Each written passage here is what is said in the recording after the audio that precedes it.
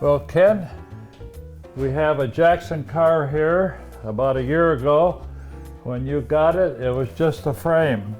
Just a frame. It was built in Jackson, Michigan in West Cortland by Lockwood Brothers. And the guy that designed that was Mr. Deering, who lived on Deering Road in Spring Arbor Township. Mr. Deering only built about 50 of these cars, although he did a truck-sized car called a Steel Swallow. But this was the most popular one, and it ended after a short time. I'm very pleased to see the progress we made on this car. It was found in a barn in Chelsea, Michigan, with just a frame and a few parts. This has been about 20 years ago, Ken, and we had no engine. After searching and searching and searching, about a year and a half ago, we found an engine in Ontario, Canada. And we brought the frame and the engine here, and you took over. Yes, sir. Tell me a little bit about this project. This was a fun project. Trying to figure out from what's available, from the information that's available, how they did this, how they did that.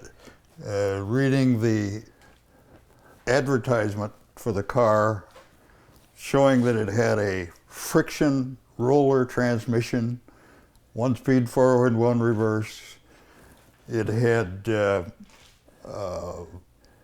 differential on the back axle, which we didn't know exactly how that worked.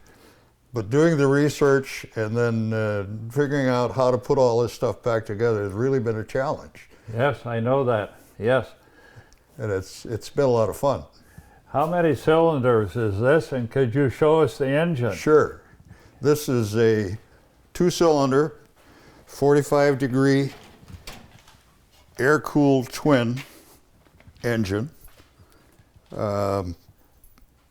much like a motorcycle engine, and runs off of a timer with spark coils like an old Model T, and strictly air-cooled, and with a very simple carburetor, a simple oiling system, an oiler that drips oil into the crankcase as it's running. And it turned out real good when we found out what kind of engine it had and figured out how to put it into the frame and how to run the drive line and the transmission. And it's, like I say, it's been an interesting and a fun project. Kind of stuff that I like to do. Ken ran this picture off for us, and this is the original advertisement.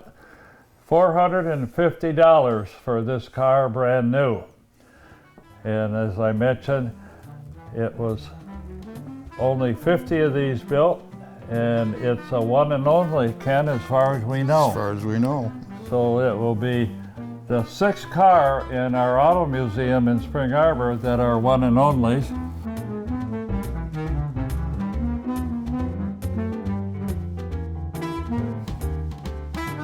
Ken, tell me how this thing works. Once you start the engine using the crank on the dash here, Okay. it's very simple. You regulate the speed of the engine with these levers here. The lever to your right over there is in the neutral position where it is. If you want to go forward, you push it forward. If you want to go backward, you push it backward. Well, that's simple. And that's it.